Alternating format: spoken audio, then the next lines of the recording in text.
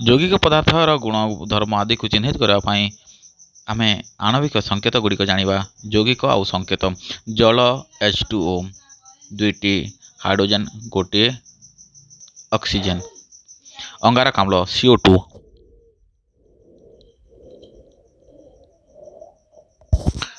Carbon monoxide CO, sulphur dioxide, ଗୋଟିଏ sulphur ଦୁଇଟି oxygen.